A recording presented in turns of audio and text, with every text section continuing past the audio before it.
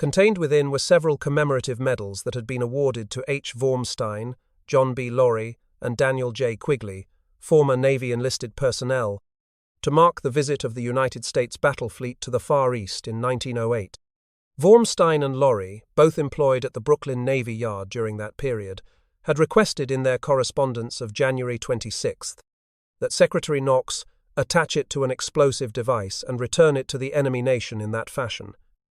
Quigley, previously of the United States ship Kearsarge, wrote from his residence in McKees Rocks, Pennsylvania, on March 2nd.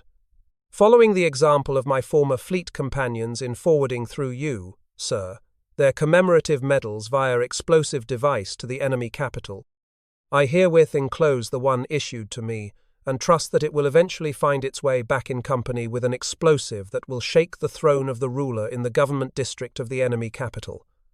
Knox had forwarded the medals to Nimitz at Pearl Harbor, requesting that the appeal be honored at the appropriate moment.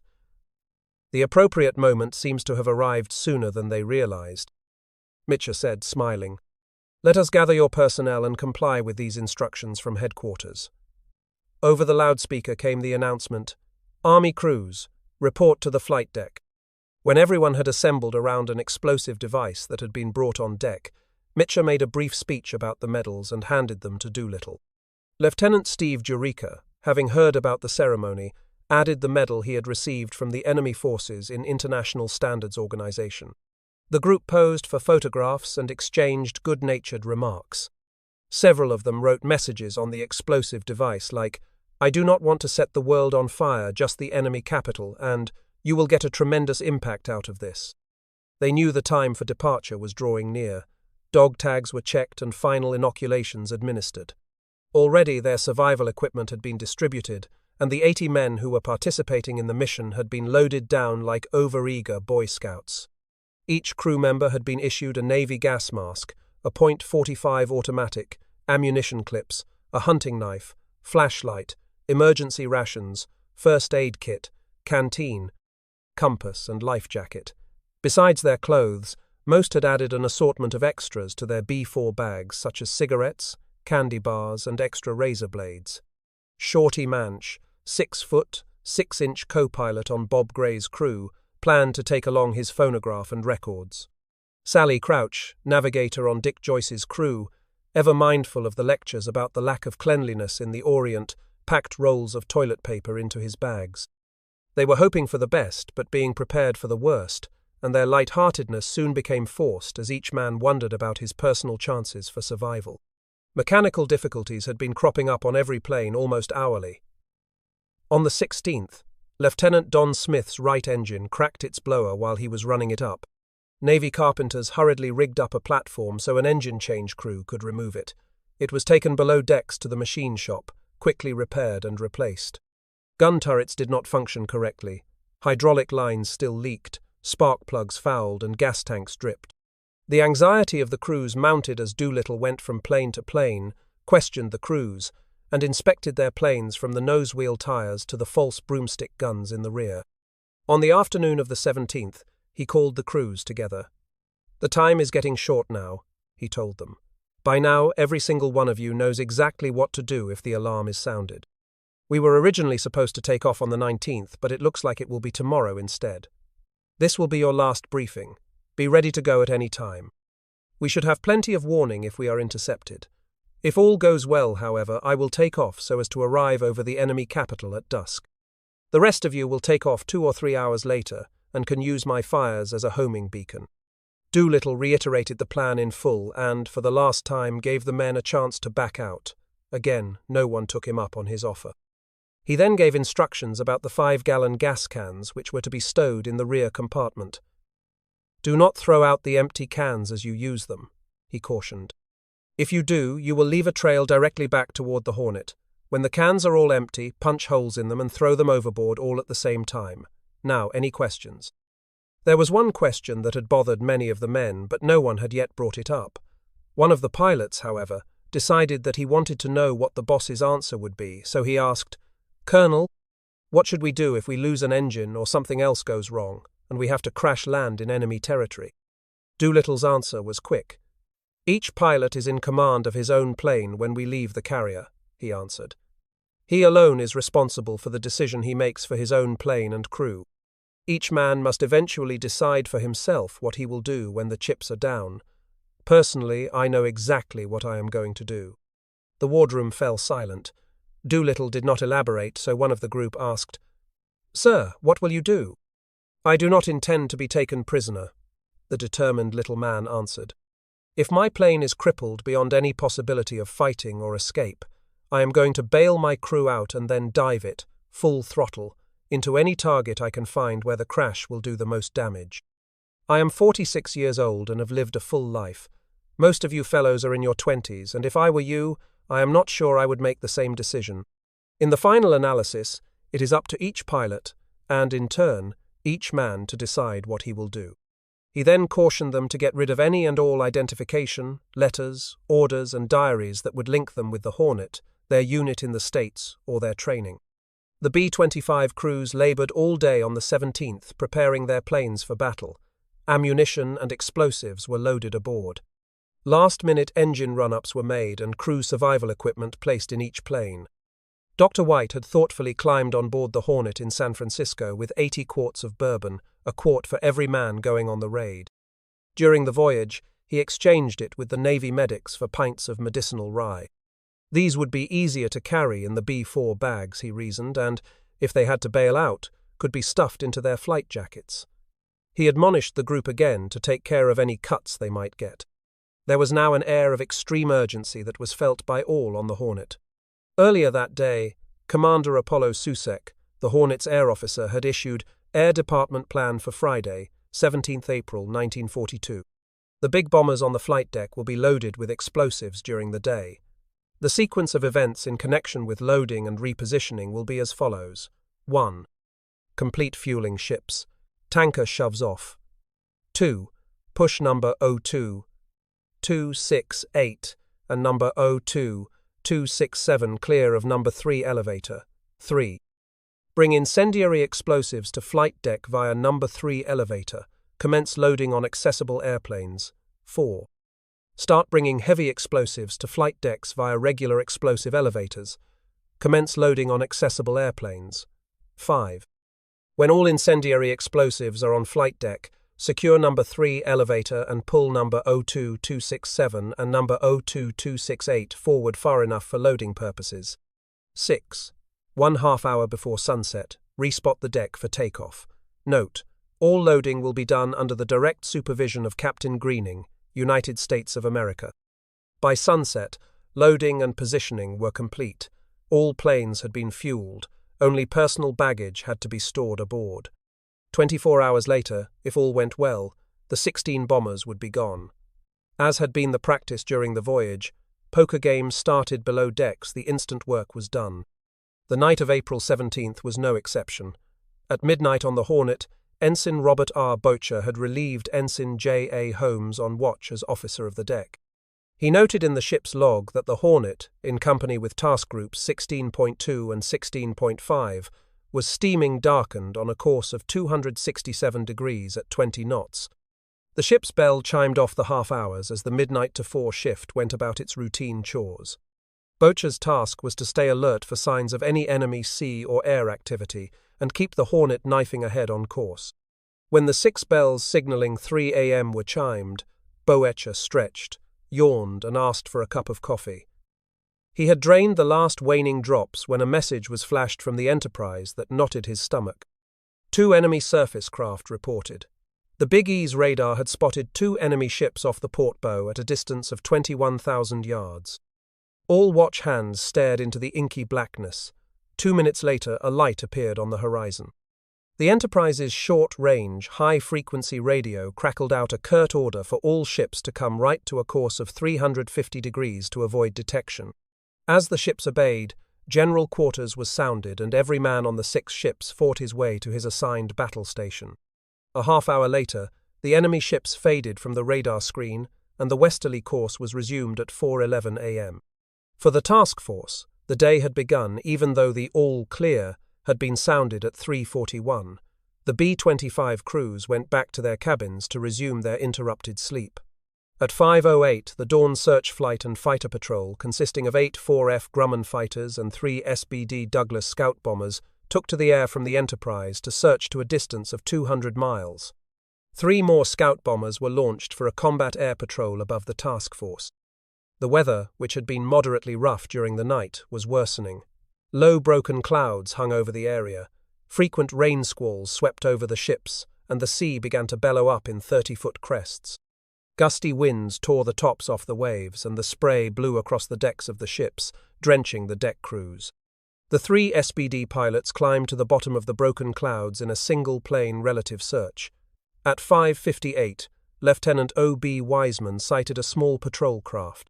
He quickly reversed course for the Enterprise.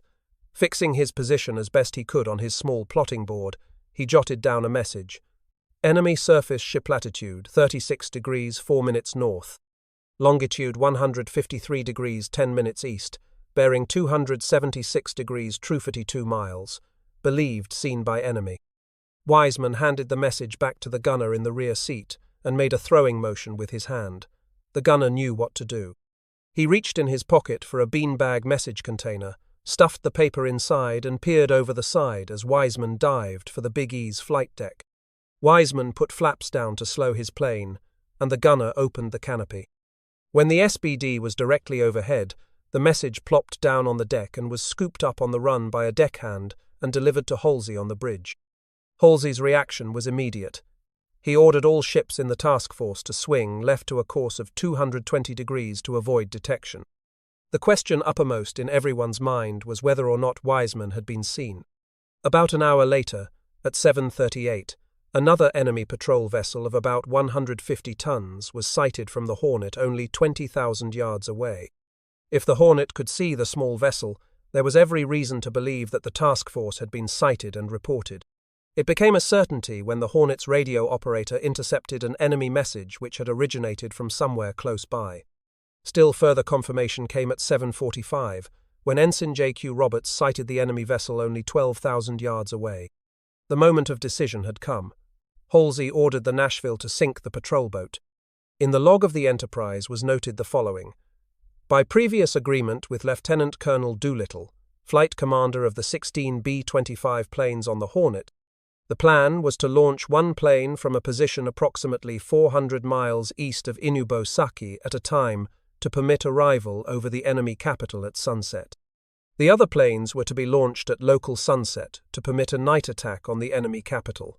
However, in case the presence of the force was detected, it was understood the planes were to be launched immediately. If launched from 550 miles from Inubosaki, the arrival at a ranged destination was remote possibility. If launched from a point in excess of 650 miles, it was calculated to be impossible to arrive at Yushan, the arranged destination. These factors were all considered, and as our position was known to have been reported by the patrol vessel previously contacted, Admiral Halsey ordered the planes launched. The message Halsey flashed to Mitscher on the Hornet was sent at 8 a.m., Launch Planes X to Colonel Doolittle and Gallant Command, good luck and God bless you. Doolittle, on the Hornet's bridge when the message came, hurriedly shook hands with Mitscher and leaped down the ladder to his cabin, shouting to everybody he saw, "Okay, fellas, this is it. Let us go!" At the same time, the chilling klaxon sounded and the announcement came over the loudspeaker, "Army pilots, man your planes." The B-25 crews had not been fully aware of the drama going on around them up to this point. Some had finished breakfast and were lounging in their cabins, others were shaving and preparing to eat. Several were still asleep. A few had packed their B-4 bags, but most were caught completely unawares when the call came. Although their collective goal was the same, the 80 men all reacted differently. Shorty Manch had his own ideas about what to take. He grabbed his portable phonograph, as well as 2.45 caliber pistols and a carbine. He had his records in a cake tin, but decided at the last minute to ask his buddy, Lieutenant Bob Clever, navigator on Ted Lawson's Ruptured Duck, to put the precious platters under his seat. Clever reluctantly agreed. Dr. White hurriedly passed out the 2 pints of liquor to each man. Lieutenant Dick Knobloch ran from plane to plane, handing up bags of sandwiches he had gotten from the galley. Army and Navy men poured all over the Hornet's deck in seemingly wild confusion. Engine and turret covers were ripped off and stuffed up into the rear hatches. Ropes were unfastened and wheel chocks pulled away. A donkey pushed and pulled the 25s into position along the back end of the flight deck. The Hornet's speed was increased and her bow plunged viciously into the towering waves. The deck seemed like a crazy seesaw that bit into the water each time the bow dipped. Once each plane was in position, the job of loading could be completed. The gas tanks were all topped off. Navy crews rocked the bombers back and forth to break up any air bubbles in the tanks so they could pour in a few more quarts of precious gasoline. Sailors quickly filled the 10 5-gallon gas cans allotted each ship and passed them hand to hand up into the rear hatches. The Hornet's control tower displayed a huge blackboard which noted the compass heading of the ship and the wind speed. As the crews jammed their personal belongings aboard, Hank Miller climbed up into the forward hatch of each plane, wished the crew good luck and said, "Sadly, I sure wish I could go with you guys. I will be holding up a blackboard to give you any last-minute instructions. Give me a glance before you let your brakes off." On signal, Doolittle in the lead plane started his engines and warmed them up. Near the bow on the left side, Lieutenant Edgar G. Osborne stood with a checkered flag in his hands. He began to swing the flag in a circle as a signal for Doolittle to ease the throttles forward.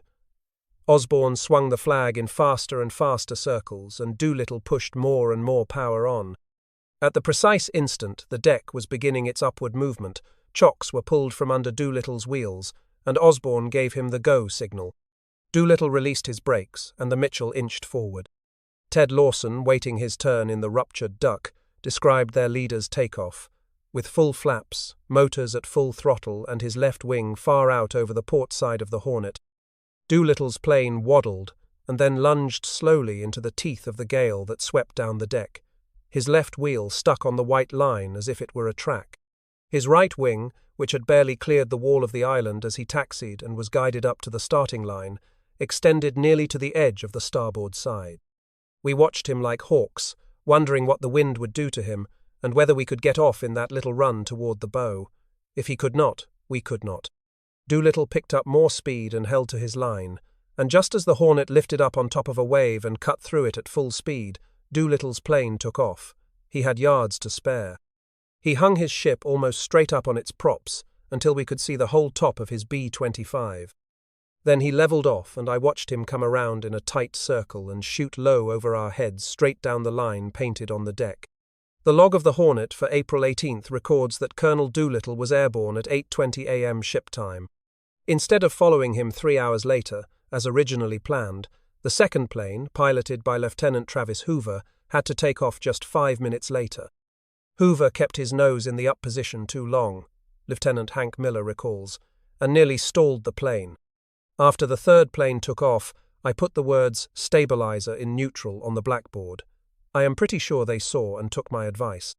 Succeeding takeoffs were all good except one Ted Lawson's because he either forgot his flaps or inadvertently put them back into the up position instead of neutral.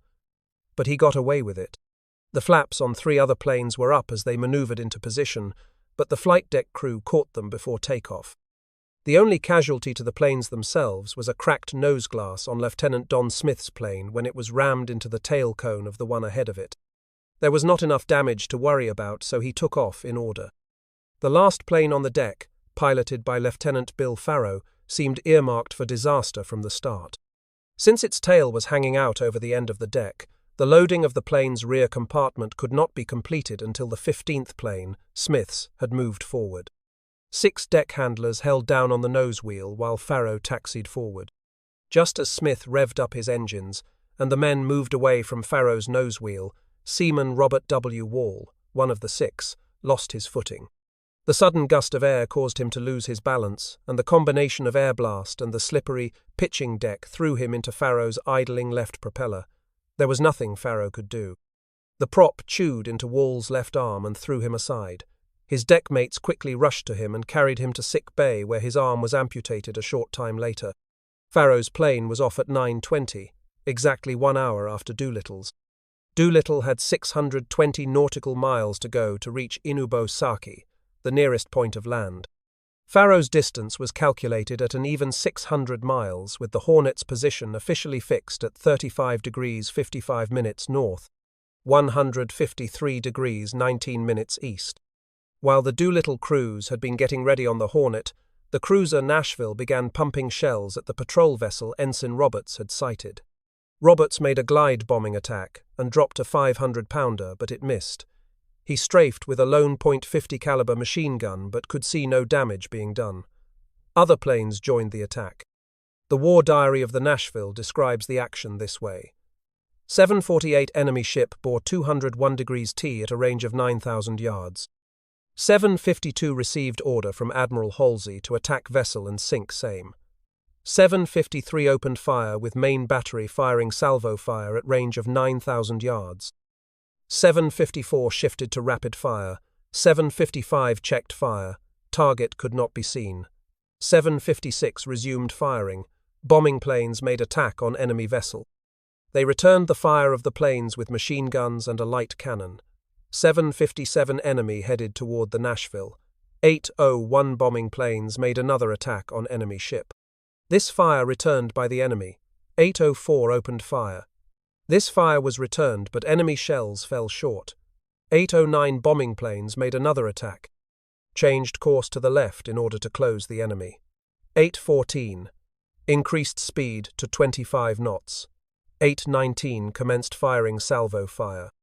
821 steadied a course 095T, enemy vessel on fire. 823 enemy vessel sunk. 827 commenced maneuvering to pick up survivors. Attempts to rescue one man sighted proved unsuccessful. 846 went to 25 knots to rejoin mission.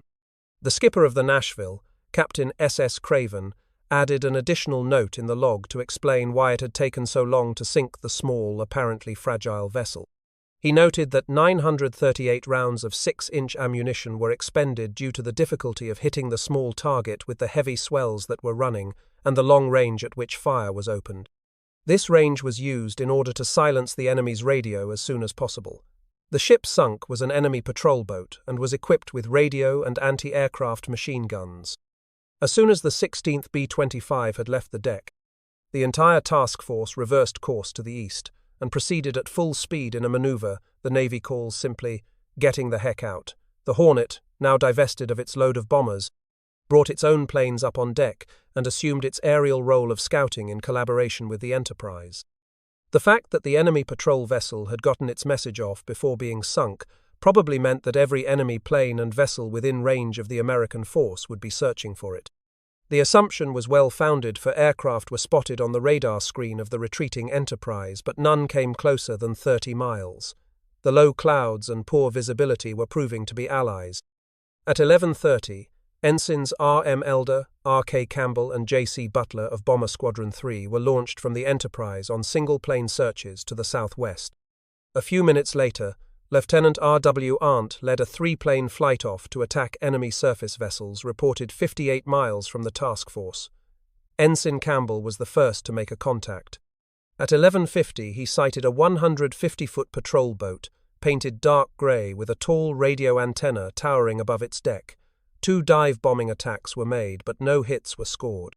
Campbell pressed the attack, firing both the .50 caliber and .30 caliber guns, but only minor damage could be seen.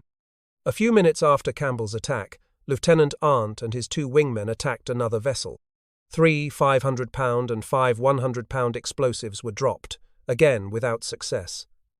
As the War Diary of the Squadron wryly noted, there was no apparent damage from explosives except for 1 100-pound explosive near miss, which evidently stopped the fire on 1 small caliber AA gun located aft. The enemy used radical maneuver and returned AA fire with what appeared to be a 1-inch gun. Ensign Butler, searching another sector, sighted still a 3rd patrol boat. It was about 125 feet long and was towing a smaller boat behind. He made 3 separate explosive runs, dropping 1 explosive each time. The 2 100-pound explosives were duds, but the 500-pound explosive landed close aboard on the port side, causing fragmentary damage. After the bombing, Butler strafed both boats until his ammunition was gone. He thought he had sunk the smaller boat and damaged the larger one. After landing, he reported that own plane received 3 hits from enemy fire, not serious. What Arndt and his squadron mates could not do, the Nashville did. As soon as the scout bombers retired, she opened fire on the bobbing patrol boat at 4,500 yards. Firing off and on for the next 20 minutes with her 5-inch and 6-inch guns as she closed the distance, she finally obtained results. Overwhelmed by the quantity of lead that filled the air, the enemy forces ran up a white flag and the Nashville ceased firing. While the Nashville circled, the enemy boat slowly sank. 5 survivors were spotted and quickly hauled aboard, suffering from shock, immersion, and fright. Only one, Seaman Second Class Nakamura Suekichi, was injured slightly with a bullet wound in his cheek. There had been 11 men aboard the patrol boat, the Nagato Maru, according to Suekichi. He reported in a letter to the author that the waves were high that day and I could not help worrying that our 70-ton Nagato Maru would capsize at any moment.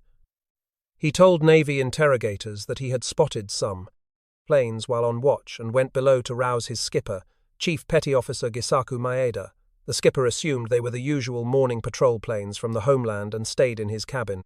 A short time later, Suekichi tried again and said, "Sir, there are 2 of our beautiful carriers now close ahead." This time Maeda was wide awake. No carriers were supposed to be in his patrol area. He rushed on deck, studied them intently through his binoculars, and said sadly, "Indeed, they are beautiful, but they are not ours." He went below to his cabin, took a pistol from his sea bag, and took his life. At that time, Suekichi said, we radioed the Kiso, the flagship of the 5th Fleet, that the enemy had been sighted. When the American cruiser fired on us, I could actually see the approaching shells. The airborne attack by the enemy became more severe, but we really doubted whether they could hit us, so we pointed our small gun at the enemy. Looking back on our actions now, we acted foolishly. But after all, we thought we were fighting for the great spirit of our nation. Since we had communicated the discovery of enemy ships and planes, we were positive that no damage would occur in the Homeland. While the Nashville was completing the action, the planes returned to the Enterprise to rearm. One of them, piloted by Lieutenant L.A. Smith, however, could not make it. Without warning, the SBD's engine began to lose oil pressure, and he had to ditch. His plane had been hit by the small-caliber fire from the picket ship. He and his gunner, AMM-2C H.H. Carruthers, were rescued shortly thereafter by the Nashville. The excitement of the day was not yet over. A small enemy submarine was sighted and attacked before it hurriedly submerged, undamaged. Other enemy patrol vessels and freighters were sighted but not attacked. When the day's activities were studied by Halsey's staff, the number of enemy vessels found was surprising. Halsey reported that, in addition to the radar, contact with 2 craft made at 3:10, actual contact showed 1 submarine, 14 PYs, patrol vessels, and 3 AKs, probably mother ships for the patrols, concentrated in an area about 130 miles by 180 miles.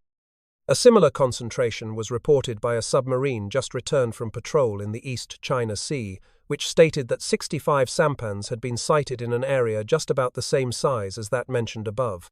These are indications of the degree to which the enemy forces are using these small craft for patrols and screens around their vital areas.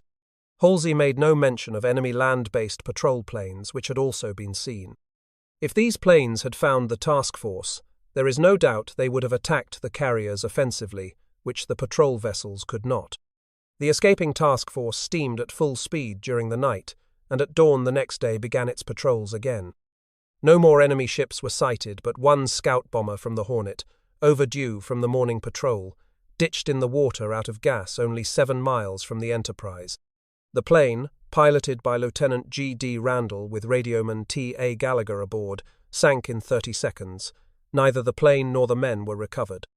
It took Task Force 16 exactly 1 week to the hour after launching the B-25s to reach Pearl Harbor. Before docking, Halsey sent a well done to his skippers and termed the mission a success.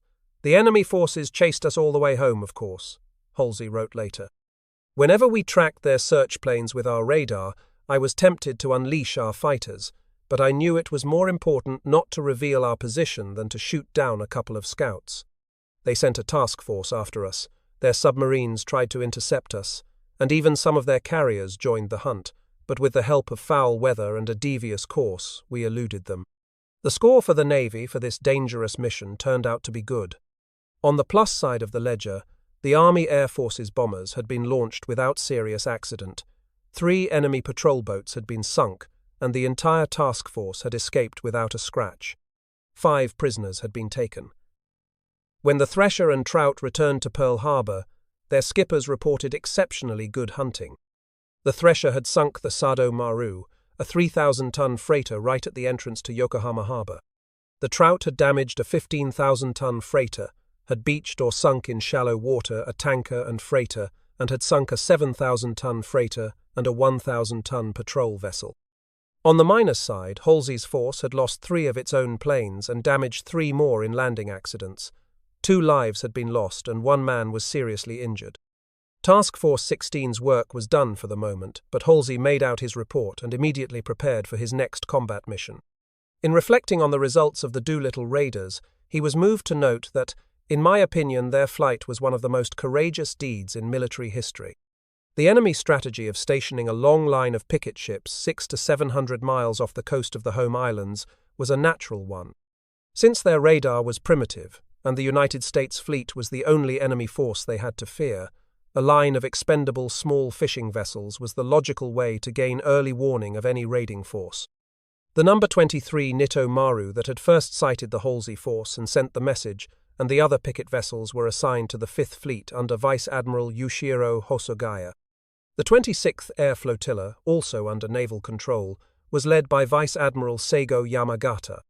On April 1st, the 3 squadrons of the 26th had been deployed to Kizurazu, Misawa, and Minami Torishima for patrol duty.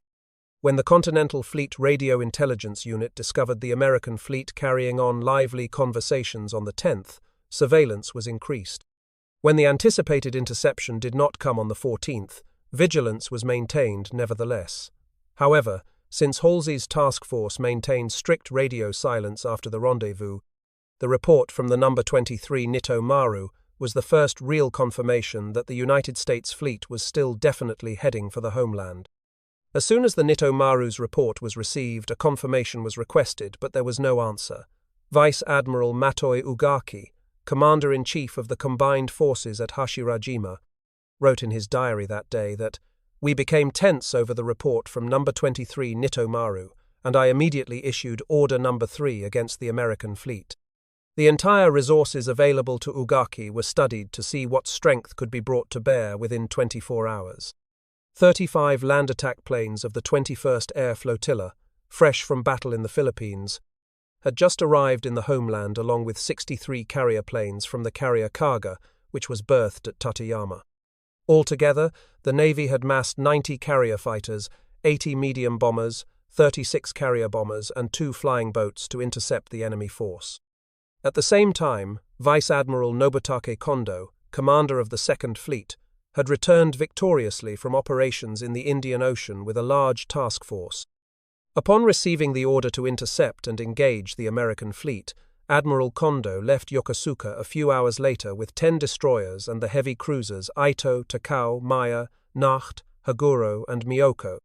The carrier group of the 1st Air Fleet, under Vice Admiral Tadakazu Nagumo, was also ordered to proceed at top speed to the estimated interception point. This task force, also returning from the Indian Ocean, was in the Bashi Channel south of Taiwan at the time, and included the carriers Akagi, Soryu, Hiryu, Suikaku, and Shokaku. The 8th Submarine Fleet, consisting of 6 vessels which had departed from the inland sea on the 16th headed for the east coast of Australia, swung about. 3 more submarines, under the command of Rear Admiral Shigeyoshi Miwa of the 3rd Submarine Fleet, were cruising 200 miles west of Halsey's task force. They, too, swung about and deployed for action. The entire enemy fleet that could conceivably meet the enemy had almost instantly turned towards a single small area of the Pacific Ocean. If the American ships had continued westward to launch their carrier-based fighters 300 miles out, only a miracle would have spared them. By the time the order had been dispatched and the various enemy forces responded, Doolittle's 16 planes were already boring westward just above the wave tops. By 9 o'clock, Hosogaya in 5th Fleet headquarters still had received no confirmation of the Nito Maru's report and could not verify his suspicions with the other picket boats. He expected the worst and warned the units under his command, "The enemy is definitely close by. 45 minutes later, one of the patrol planes that had left Kisarazu at 6:30 on its regular morning run reported that it had met a two-engine land plane flying in the opposite direction at a point 600 miles out to sea. This report was not believed because it was known that the American fleet did not have any twin-engine planes on its carriers. As far as can be determined, the first person to sense something unusual from the fragmentary information available was Vice Admiral Yamagata at Kisarazu. At 10:30, the morning patrol plane should have reached a point 650 nautical miles at sea, but no position report was forthcoming. When no report was received by 11:30, Yamagata dispatched 3 second-stage patrol bombers as a spearhead to a point 500 nautical miles out. 15 minutes later, he ordered 24 fighters and 25 torpedo-carrying attack planes into the air. While the weather over the Homeland Islands was clear, the frontal weather which Halsey's task force had been caught in lay between the American ships and the enemy air units. Visibility was reduced to 3 miles or less. Frustrated, the enemy planes gave up one by one and started back at noontime. At that moment, Jimmy Doolittle was approaching Buzo Peninsula. The planes behind him were spread out in trail in an arc about 50 miles wide because of high and changing winds, compasses that had been thrown off by the more than 2 weeks on the Hornet, and the inability of navigators to take celestial sights of the sun due to the overcast. Although the enemy forces were ready for something, they knew not what. Doolittle and his gallant avengers were about to achieve the surprise they had planned. On the morning of April 18th, a curious set of circumstances was developing in the city of the enemy capital, which was to influence the success of the oncoming American raiders as much as any other factor. From the time of the Pearl Harbor attack, enemy domestic propaganda had assured the people that an air attack by the enemy on their cities was impossible, thus encouraging an optimism which tended to nullify their attempts at air raid precautions. The capital itself possessed a fairly efficient civil defense organization which was the model for the rest of the nation and had been set up several years before the outbreak of war. Each block had an air raid warden, and air raid drills had become frequent enough to be accepted as routine, causing little disruption to the city's normal functions. The capital papers announced on April 16th that there would be an air raid drill on Saturday the 18th.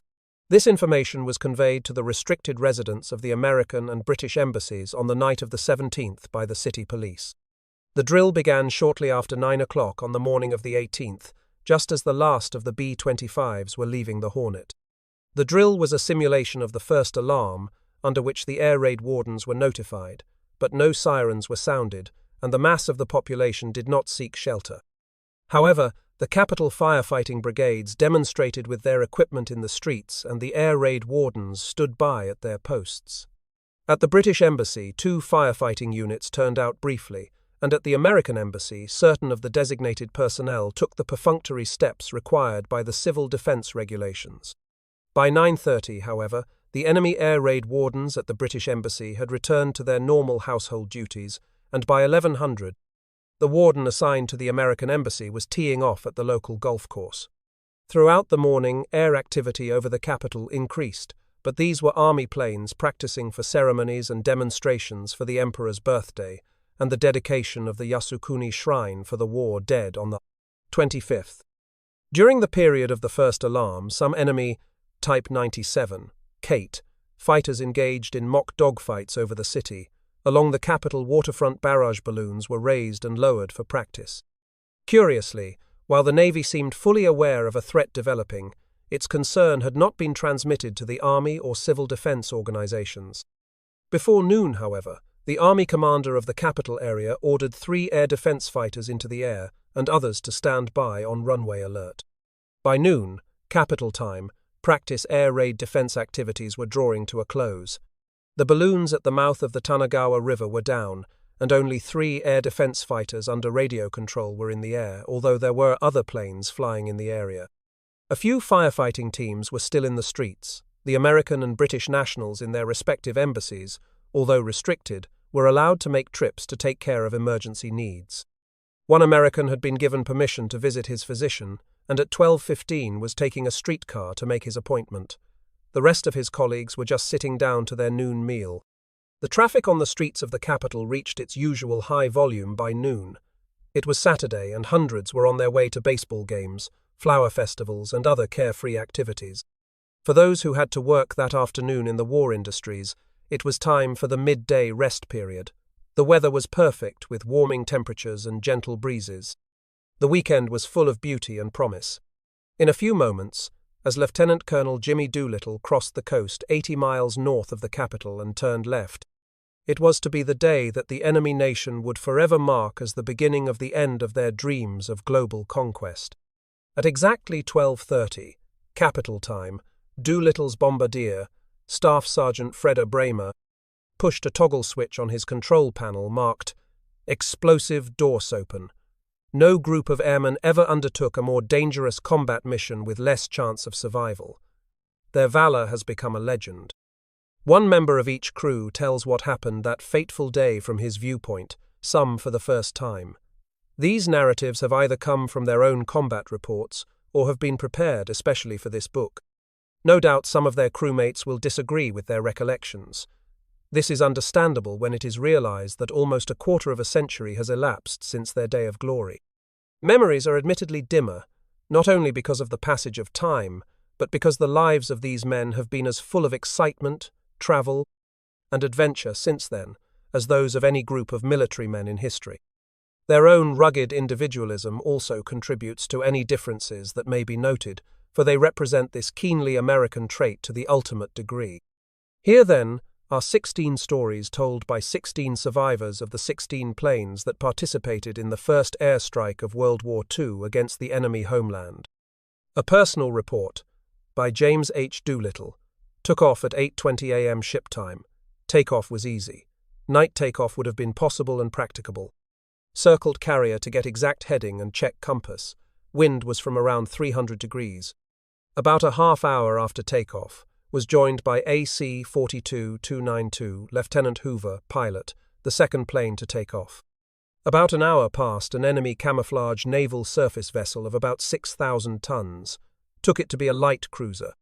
About 2 hours out passed a multi-motored land plane headed directly for our flotilla and flying at about 3,000 feet, 2 miles away. Passed and endeavored to avoid various civil and naval craft until landfall was made north of Inubo Shuma. Was somewhat north of desired course, but decided to take advantage of error and approach from a northerly direction, thus avoiding anticipated strong opposition to the west. Many flying fields and the air full of planes north of the capital, mostly small biplanes, apparently primary or basic trainers, encountered 9 fighters in 3 flights of 3. This was about 10 miles north of the outskirts of the capital proper. All this time had been flying as low as the terrain would permit. Continued low flying due south over the outskirts of and toward the east center of the capital. Pulled up to 1,200 feet, changed course to the southwest and incendiary bombed highly inflammable section. Dropped first explosive at 1:30, ship time. Anti-aircraft very active, but only one near hit. Lowered away to housetops and slid over western outskirts into low haze and smoke. Turned south and out to sea. Fewer airports on west side, but many army posts. Passed over small aircraft factory with a dozen or more newly completed planes on the line. No explosives left. Decided not to machine gun for reasons of personal security. Had seen 5 barrage balloons over east central capital and what appeared to be more in the distance. Passed on out to sea flying low. Was soon joined by Hoover, who followed us to the Chinese coast. Navigator plotted perfect course to pass north of Yakishima. Saw 3 large naval vessels just before passing west end of the homeland. One was flatter than the others and may have been a converted carrier. Passed innumerable fishing and small patrol boats. Made landfall somewhat north, of course, on China coast. Tried to reach Chucho on 4,495 kilocycles but could not raise. It had been clear over the capital but became overcast before reaching Yakishima. Ceiling lowered on coast until low islands and hills were in it at about 600. Just getting dark and could not live under overcast, so pulled up to 6,000 feet and then 8,000 feet in it. On instruments from then on, though occasionally saw dim lights on ground through almost solid overcast. These lights seemed more often on our right and pulled us still farther off course. Directed rear gunner to go aft and secure films from camera. Unfortunately, they were jerked out of his shirt front where he had put them when his chute opened. Decided to abandon ship. Sergeant Bramer, Lieutenant Potter, Skeet Leonard and Lieutenant Cole jumped in order. Left ship on AFCE, automatic pilot, shut off both gas cocks and I left. Should have put flaps down. This would have slowed down landing speed, reduced impact and shortened glide. Left airplane about 9:30 p.m, ship time after 13 hours in the air. Still had enough gas left for half-hour flight, but right front tank was showing empty. Had transferred once as right engine used more fuel. Had covered about 2,250 miles, mostly at low speed, cruising but about an hour at moderate high speed, which more than doubled the consumption for this time. All hands collected and ship located by late afternoon of 19th. Requested General Ho Yang Ling, Director of the branch government of Western Zhejiang Province, to have a lookout kept along the seacoast from Hangzhou Bay to Wenchao Bay, and also have all sampans and junks along the coast keep a lookout for planes that went down at sea or just reached shore. Early morning of 20th, 4 planes and crews, in addition to ours, had been located, and I wired General Arnold through the embassy at Chungking. Capital successfully bombed. Due bad weather on China coast, believe all airplanes wrecked. 5 crews found safe in China so far. Wired again on the 27th, giving more details. Discussed possibility of purchasing 3 prisoners on the seacoast from puppet government and endeavouring to take out the 3 in the lake area by force. Believe this desire was made clear to General Ku Cho-tung, who spoke little English, and know it was made clear to English-speaking members of his staff. This was at Shangzhou. They agreed to try to purchase of 3, but recommended against force due to large enemy concentration. Bad luck. 1. Early takeoff due to naval contact with surface and aircraft. 2. Clear over the capital. 3. Foul over China. Good luck. 1. A 25 miles per hour tailwind over most of the last 1,200 miles. Takeoff should have been made 3 hours before daylight, but we did not know how easy it would be, and the Navy did not want to light up. Dawn takeoff, closer in, would have been better as things turned out. However, due to the bad weather, it is questionable if even daylight landing could have been made at Chuchao without radio aid. Still feel that original plan of having one plane take off 3 hours before dusk and others just at dusk was best all-around plan for average conditions. Author's note. The above terse summary of Jimmy Doolittle's first combat mission did not express the true feelings of a man who had been a fighter all his life. His first thoughts when he hit the ground were of his own crew and the other 75 men he thought were also down somewhere in the vast expanse of China. He had landed in a rice paddy with knees bent to favour his once broken ankles and immediately fell into a sitting position up to his neck in the night soil fertilizer. Soaking wet and thoroughly cold, he scrambled out and began to look for some signs of habitation. What happened next? He saw lights in what appeared to be a small farmhouse, only 100 yards away. He unharnessed his chute, dropped it and plodded through the mud of the field to the front door of the house. He banged on it and cried out the Chinese phrase all of the pilots and crewmen had learned, "Lushu hu megwa fugi," I am an American. There was an immediate reaction to the phrase, but not the one he had anticipated. He heard a bolt rammed into place on the other side of the door, and at the same time the lights went out. Nothing he could do would arouse the people behind that door. Giving up the farmhouse as a bad job, he wandered on. He found a narrow road, followed it half a mile, and then came across a very large box placed on 2 sawhorses. If he could get inside that box, he would at least be protected from the chill wind. The box was merely covered with planks. He removed them, climbed up on one of the sawhorses, and then hopped down into the box. He found he had company, a very old Chinese gentleman whose hands were folded peacefully on his chest. The Chinese gentleman, however, was not asleep. He was dead, and Doolittle assumed, quite correctly, that he had stumbled into the local morgue. Doolittle had no prejudice against spending the night with a dead Chinese, but the box, made out of thin strips of wood, was not strong enough to keep out the rising wind. So Doolittle left the dead Chinese and continued up the road. He stumbled into an old watermill. The rain had increased now, and the ramshackle mill looked like a real haven. It was relatively dry inside, but he found that the bitter cold kept him from sleeping. He went through a series of bending exercises trying to generate some warmth in his chilled body. He did not sleep at all that night. The morning was overcast, but the rain had stopped. He continued down the road and finally met an old Chinese farmer who looked at him curiously.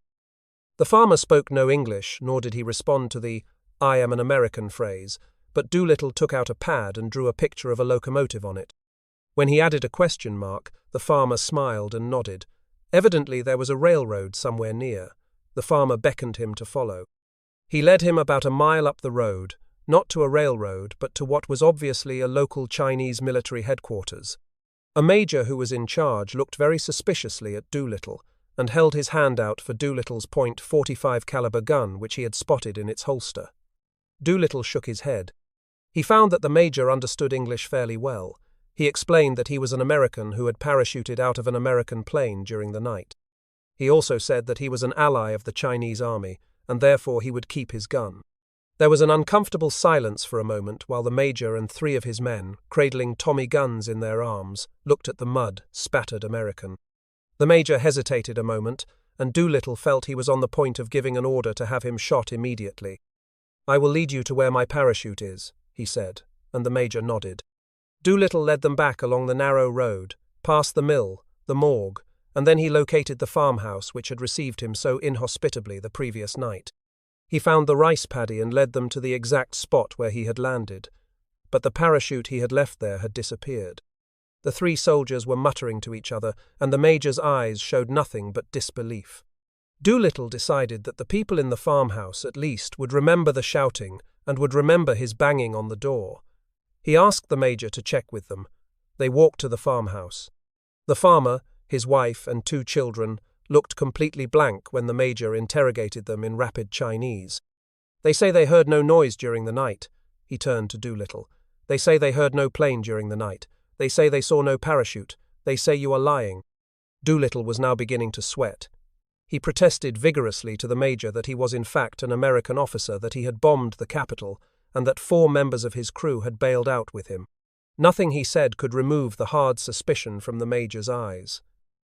But then 2 of the soldiers who had gone into the farmhouse reappeared with broad smiles on their faces and the parachute in their arms. Obviously, the farmer had thought that the parachute could be converted into something useful. The sight of the parachute completely dissipated the officer's suspicions. He shook hands with Doolittle and immediately ordered his men to get him something to eat. He ordered another to return to headquarters and send out searching parties for Doolittle's crew. Later that day, Dick Cole, Hank Potter, Fred Bramer, and Paul Leonard were located, and they had had a similar experience. In his official report, Leonard told how he had spent the night wrapped in his parachute and then walked about 6 miles the next morning trying to find the other crew members. When he could not locate anyone, he decided to return to his starting point. "Returning to where I landed," he said, "I encountered 4 men armed with rifles. One motioned to me to raise my hands while the other 3 proceeded to cock their rifles.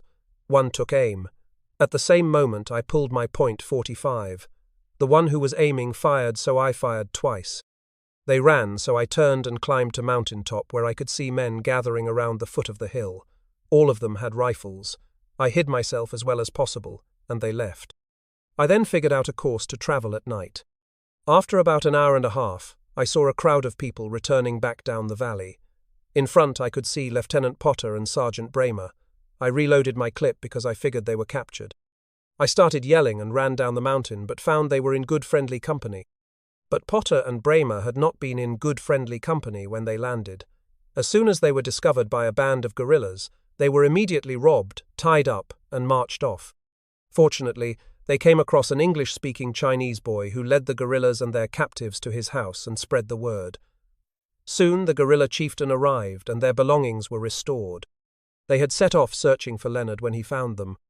Doolittle felt a little better when his crewmen came in, but there were still 75 more men to be accounted for. Next day, he made his way back to the scene of the crashed B-25 with Paul Leonard. Potter, who had sprained an ankle in the jump, Cole and Bramer decided not to go. When the 2 men arrived at the site, Doolittle's morale reached the lowest point in his entire career. The once beautiful B-25 was spread all over 2 acres of a mountaintop.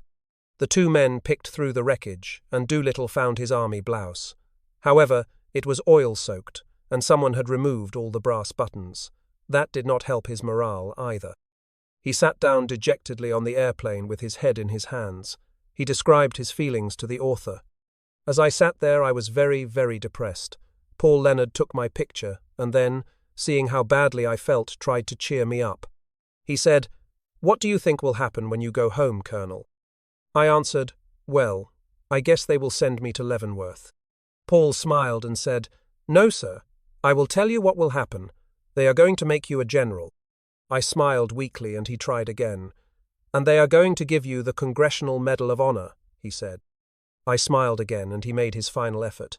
"Colonel," he said, "I know they are going to give you another airplane, and when they do, I would like to be your crew chief." It was then that tears came to my eyes, and I told him that if I ever had another airplane and he wanted to be my crew chief, he surely could. To Doolittle, or any pilot, the request Leonard made was the highest possible compliment. Doolittle, as always, kept his promise, and Leonard became his crew chief on a B-26 in North Africa a few months later. The following February, the two of them landed at a forward Allied airdrome near Aix-les-Bains, Algeria, when it was attacked by German bombers. Doolittle had taken a jeep to a nearby fighter strip, leaving Leonard to work on the plane when an air raid alarm sounded. As the German bombers came in low, Leonard manned his plane's top turret guns until the batteries ran down and the turret would not work. He then made a run for an old explosive crater 50 yards away. In one of those soul-tearing freaks of war, an explosive hit the crater just as he reached it and exploded right in his face. In a fraction of a second, the life of the man who had dedicated himself to serving as the boss's crew chief was snuffed out. To Doolittle, it was the greatest personal tragedy of the war. In the meantime, the other two of Leonard's predictions had come true. As soon as Doolittle had reached Chungking, he was notified of his promotion to Brigadier General on April 26th, skipping the rank of colonel. Instead of letting him wait until all of his crews were rounded up, Doolittle was ordered back to the United States and left China on May 5th. Traveling via Cairo, Khartoum, Accra and Natal, he reached Washington about May 15th. Generals Marshall and Arnold, in the interest of secrecy to protect the raiders who had not yet been located, told Doolittle to remain in hiding for several days in his apartment at 25th and Q Streets in downtown Washington. He was not to even let his wife know that he was back in the country.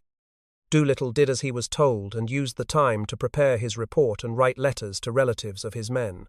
Then, at noon on May 19th, Arnold called him on the phone and said, mysteriously, "I will pick you up in about an hour in a staff car." When the car arrived, not only Arnold but Marshall was also in the rear seat. Doolittle saluted respectfully. Arnold smiled and said, "Come on, hop in, Jimmy. We have not got much time." There was something suspicious in the air as the car sped downtown, and no one spoke. When he could stand it no longer, Doolittle asked his superiors where they were going. Arnold only grinned, and Marshall gave him a cold stare. "Well," Doolittle ventured, "I think there is something going on that I do not know about. I am not a very smart fellow, and if it involves me, I think somebody had better tell me so. They will not be embarrassed." Hap Arnold could not contain his secret any longer and announced, "Jimmy, we are on our way to the White House. The President is going to give you the Medal of Honor." No one could have been more surprised than Doolittle. He said frankly, "That's ridiculous, sir. I do not think I have earned the big medal. I think it was wrong when they gave it to Slim Lindbergh for crossing the Atlantic, and I think it is wrong to give it to me now." Arnold was taken aback and, as Doolittle described later, got mad as blazes at me. But a grateful people and their president were to have their way. When the three officers arrived at the White House, they were shown into an anteroom outside the president's office. While they waited, a side door opened and in stepped a surprised Joe Doolittle, who had been flown all the way from Los Angeles, looking like a carpetbagger because I did not have a chance to change clothes or even go to the ladies' room. She had absolutely no idea why she had also been mysteriously whisked to the White House after landing at National Airport. The famous flyer and his wife were completely dumbfounded. As they embraced briefly, Hap Arnold chuckled happily in the background. A few moments later, the four people were shown into President Roosevelt's office, where Jimmy was decorated with the highest award this nation can bestow. To this day, however, Doolittle does not believe he should have been awarded the Medal of Honor. "I will spend the rest of my life trying to earn it," he says. No one agrees that he has to. As soon as the news was released that the famous Jimmy Doolittle had led the raid, he was deluged with congratulatory letters and telegrams. School children, veterans organizations, Unions and industrial firms sent money and war bonds, which Doolittle promptly turned over to Mrs. H. Arnold as Vice President of the Army Air Force Aid Society. Some money was sent to Mrs. Doolittle, who also forwarded it to the AAF Aid Society, United China Relief, Navy Relief, and the American Red Cross. The largest single amount received was a check for $1,000 sent by Mr. Louis Peasitz of Birmingham, Alabama. Smallest amount was a 25-cent piece forwarded by 11-year-old Joe Rilkowski of Seattle, Washington, who postscripted, "I think you are my hero." One of the telegrams was from Roscoe Turner, world-famous racing and stunt pilot. Shortly after Doolittle had begun planning the raid, Turner had dropped him a note, suggesting that the two of them should round up a group of long-distance and racing pilots to attack the enemy capital in retaliation for the raid on Pearl Harbor.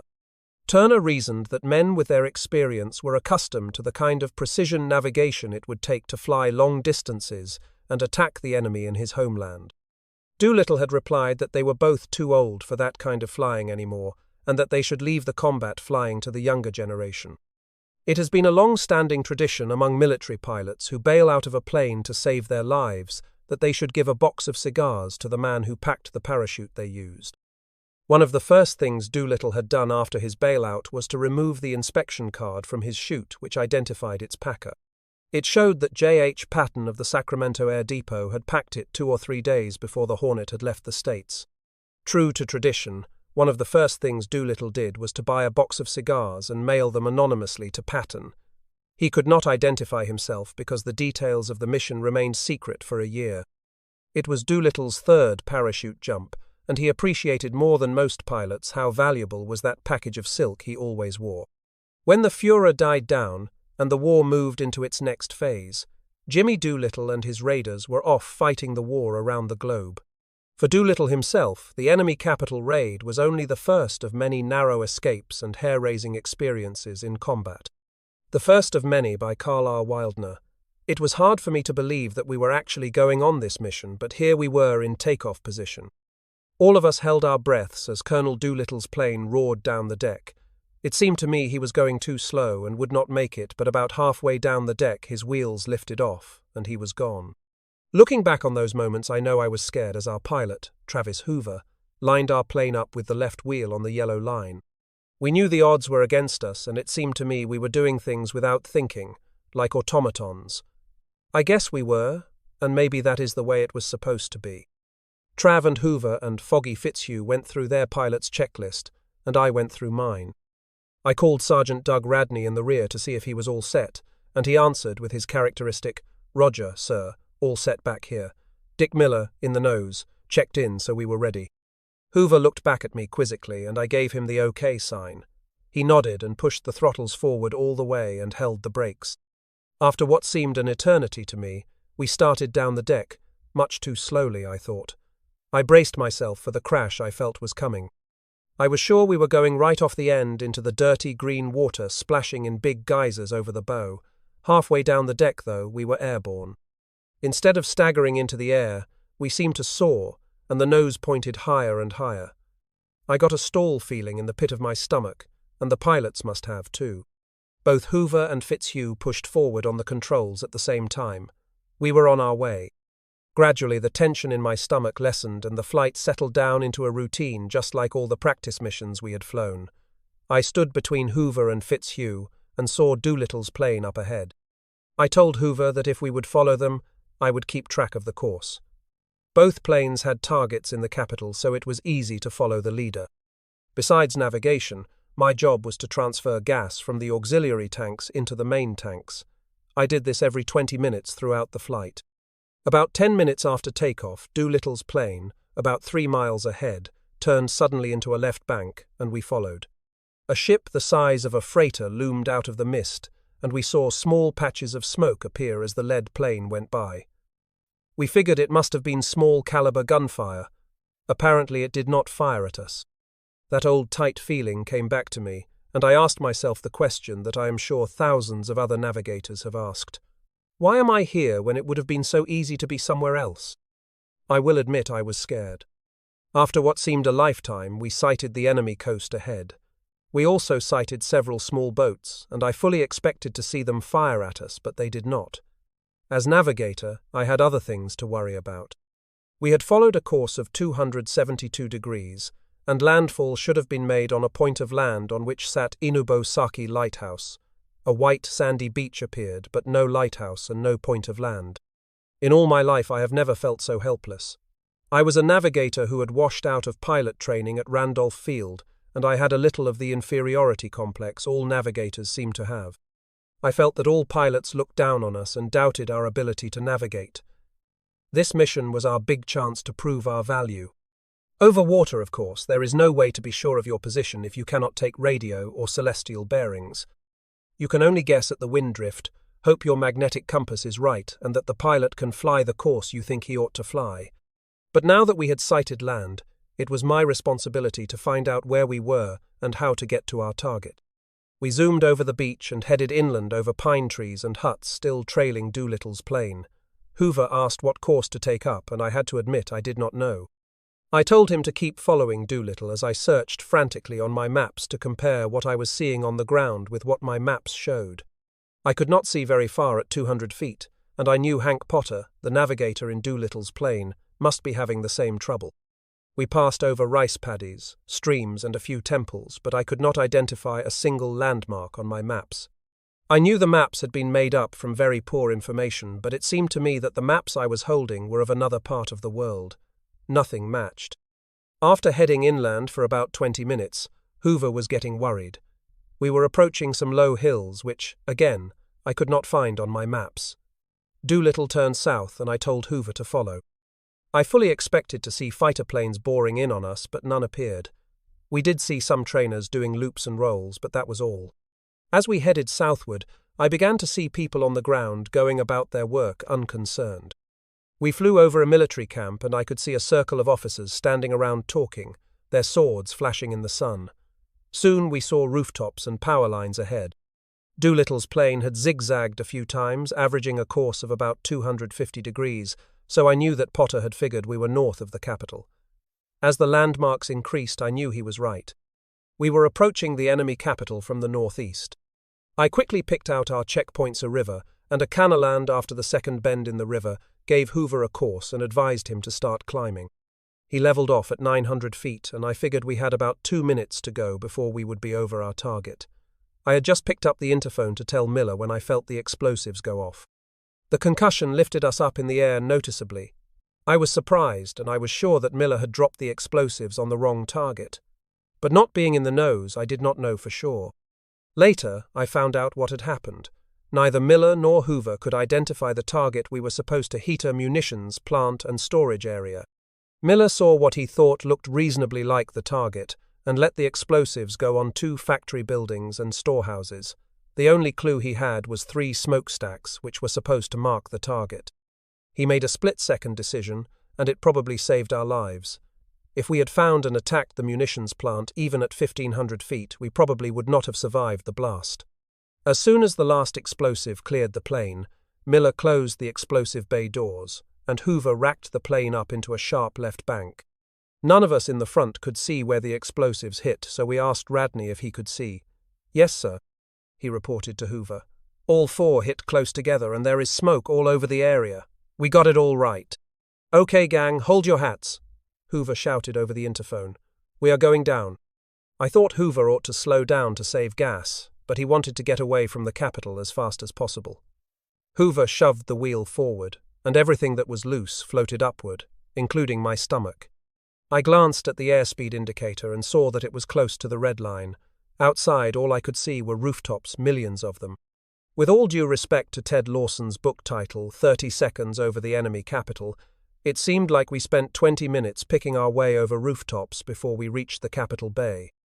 Hoover dropped down to wave top level, and I was sure we were going to go in.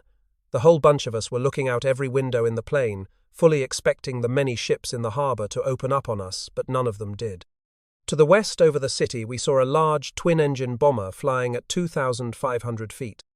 As we reached the mouth of the Capitol Bay, both pilots and Miller in the nose saw a single-engine seaplane lifting off the water right into our flight path.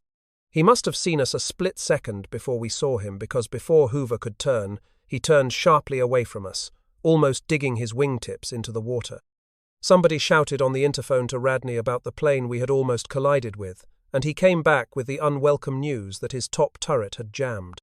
If we were attacked now, there was nothing we could do but rely on the pathetic .30 caliber gun in the nose and pray. Before heading out to sea, we saw Doolittle's plane ahead and Trav eased in toward him. Fitzhugh checked the gas gauges. I figured that with the winds as forecast before we left the carrier, we would reach the Chinese coast with 50 gallons. If they were any stiffer, we would not reach it at all. We were using a little more gas than normal, probably because our engines were not set for as lean a mixture as the other planes. As we paralleled the south coast of the Homeland, we had lunch and relaxed.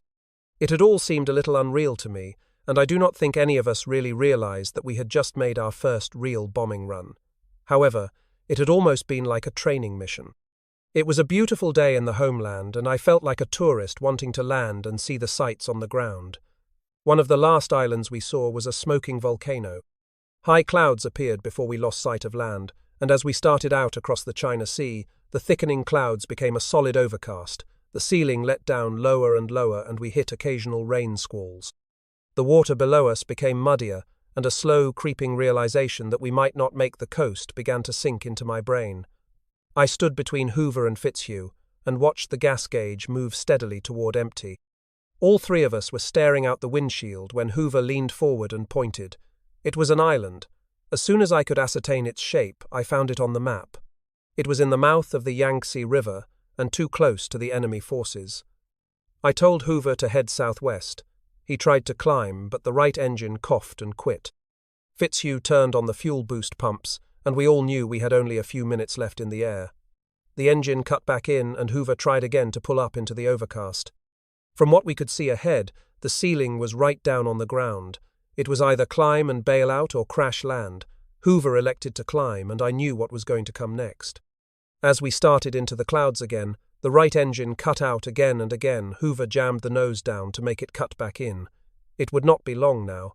Hoover started to look for a place to land. Down below, we saw a flat stretch of rice paddies along the edge of the water. Hoover buzzed the place twice, carefully avoiding getting the plane in such a position that would prevent landing on the mudflats of the bay if the engines quit cold. It was now drizzling and growing dark. Hoover made his decision and turned on the approach. I stood behind Fitzhugh and put a seat cushion in front of my face to protect myself against the armor plate. It would be a controlled landing, wheels up. Everything depended on Trav's skill as a pilot. I felt the plane level off, slow down, and then hit. It was surprisingly easy. We slid to a halt in the mud and scrambled out. Damage to the plane was remarkably light. I noted that it was 20-45 hours, a little over 10 hours since we had left the Hornet. Our position was 6 miles east of Qianxian at longitude 121 degrees 50 minutes, latitude 29 degrees 40 minutes. We were down, safe and unhurt. Just as important, we were all together. We took our guns, knives, flashlights, pocket compasses, canteens, emergency rations, and a few items of clothing out of the plane. Sergeant Radney then ignited the incendiary explosive on the turret tank to set the plane on fire, but it burned through and nothing happened. We went back and ignited the 2 landing flares, but again the ship would not burn. Radney got some engine covers out of the rear of the plane. Hoover then went back and set fire to the engine. The few gallons of gas and oil left finally caught and spread to the various parts of the plane. It was completely dark now, and the fire reflected on the low-hanging clouds, enabling us to see. Getting rid of the plane by setting it on fire might be our downfall. We did not know whether we were in friendly or enemy territory. We had to get away from the plane as quickly as possible. The drizzle that had been falling when we landed turned into heavy rain. We climbed to the top of a hill by midnight and spent the remainder of that night in a trench, shivering and trying to sleep. We stayed hidden in an old pillbox on the top of the hill all the following day, April 19th, and started hiking westward at nightfall. Next day we slept about 4 hours and pushed farther westward into the hills, figuring that if there were any enemy forces around, they would stick close to the shore of the bay. That night, the 20th, we built a lean-to. We started at dawn again, the 21st, but made slow progress. In mid-afternoon we came upon a house that seemed fairly neat and clean. We approached the house and found 2 women and a teenage boy. They were courteous and not at all surprised to see us. They gave us food and water, and by means of sign language and our map found that we were in Chinese territory and that no enemy forces were around. They seemed to know where our plane had landed. We felt a little better after this and decided to walk along the main path paralleling the bay. Just at sunset, we were suddenly surrounded by about 30 Chinese guerrillas who appeared out of nowhere. We were helpless and were sure we were going to be turned over to the enemy forces when they searched us and took most of our remaining belongings. They marched us about 10 miles to Sungyao to meet their leader. He was a tough, dirty-looking individual, but when he was convinced that we were Americans, he assured us through his one man who could speak a little English that he and his men were fighting the enemy forces. He ordered his men to feed us and bed us down for the night. Some, but not all, of our belongings were returned. Next morning, the 22nd, we walked to a secluded place on the bay and boarded a small riverboat. We asked for our pistols back, but were told we would receive them at Ninghai, our next stop. That afternoon we landed near the south end of the bay, were fed, and then escorted to a military camp by about 8 of the guerrillas.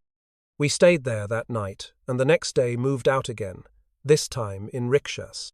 About noon we arrived at Sunchwei and were met by Tung Sheng Liu, a Chinese aeronautical engineer who had just come from Shanghai disguised as a Chinese merchant.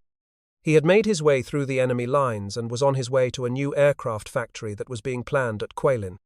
Since he could speak a little English, General Yu Chi-ming, the ranking Chinese general in the area whom he knew, had called him on the telephone and asked him to wait until we showed up, and then act as interpreter until we reached Chuxian. This act of friendship was to change his life and probably saved ours. With Liu's help, we managed to get splendid treatment. The Chinese fed us rice, green vegetables, and dried fish. The guerrillas gave us back the rest of our belongings except our guns and knives, and bent over backwards to be hospitable. We explained that we wanted to get to Chungking and were assured that Liu would get us there. That night we all slept on boards, laid across a pair of sawhorses. Each bed had a quilt folded double. We slept in between the folds. It was smelly and full of lice and bugs. The next day we travelled to Tun Kong, where we met General Yu Chi-ming, and then were taken by sedan chair to Ta Chi by his men. Everywhere we went, we were the centre of attraction, and everyone seemed to know all about us. How the word travelled so fast under those primitive conditions I will never know. From their treatment of us, we were oddities as well as celebrities, since most of them had probably never seen white men before. If they had, it could only have been a missionary and not men in uniform. On the 25th, we again travelled by sedan chair and rickshaw to Chengxian. Each day we travelled by rickshaw, we had different men doing the pulling. They averaged about 115 pounds each and looked too frail for the job. They always seemed to make a grab for me when it came time to go, since I was the lightest. The loser got Miller, who weighed about 200 pounds. As we jounced along from village to village, the going got rougher. The dirt or brick roads were half dug away, leaving room for one rickshaw to delay enemy advances. We continually avoided collisions with farmers bearing their pair of honey buckets. When we arrived at Chengxian, we were met by the commissioner of the district, Feng Chi-chao. He gave us a guided tour of the city and showed us the damage done by enemy explosive attacks the year before. The next 3 days we went to Changlo, Tungying and Yiwu. During our whole trip under Liu's guidance, our treatment was superb. He was a gem. We could converse with him and could get what we wanted without a lot of sign language. We were wined and dined by every general and commissioner along our route. Liu told us that there was an edict that no grain would be used to make wine and no wine would be drunk for the duration, except when entertaining foreign guests. Consequently, foreign guests were very welcome as an excuse to dig into their hoard of aged wine. On one of our stops we had a banquet where we speared boiled pigeon eggs from a bowl of soup and drank toasts. At another stop we were entertained by a group of singing Chinese. A general gave us all Havana cigars. Where he got them nobody knew. At still another stop we had a turtle served to us, in the shell. We were also treated with aged eggs that had been dug out of the ground just to celebrate our arrival. I tried them, but the others did not share my curiosity. We arrived at Yiwu on the 28th, where we were met by Governor Chang Sung-nien. Soon after we got there, we experienced our first air raid warning, and the gang of us hid in nearby fields until the all-clear was sounded. About 9 o'clock that night, we boarded a train and arrived in Qinghua, a little after midnight. They put us up in a hotel, and early the next morning we were hustled into a Ford station wagon and driven to the headquarters of General Chiang Kai-shien, an Air Force general, which was about 10 miles outside the city. That afternoon we again boarded a train and arrived at Chushian that evening. We found Davy Jones and Brick Holstrom had arrived there before us, and it was good to see them. We all wondered what had happened to the other crews and discussed every rumor that the Chinese gave us. We were told that one other crew had crashed near the coast and that 2 of the crew had been dead and the other 3 had been captured by the enemy forces. We thought we knew what fate they had in store for them and thanked our lucky stars we had fallen into friendly hands. We all wondered who the unlucky ones were.